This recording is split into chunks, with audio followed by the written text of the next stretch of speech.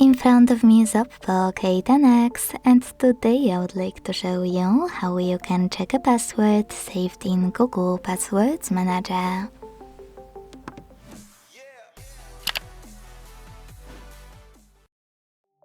First of all, you need to find Google Password Manager.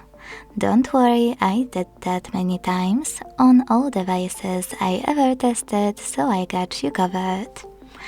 All you need to do is go into Settings, scroll all the way down and hit Google.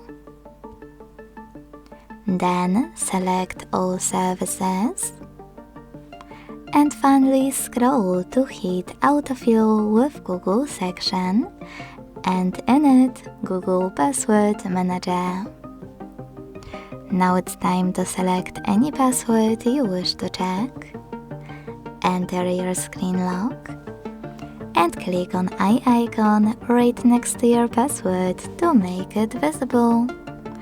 Thanks so much for watching. If you enjoyed this video, leave a like, comment and subscribe. Bye!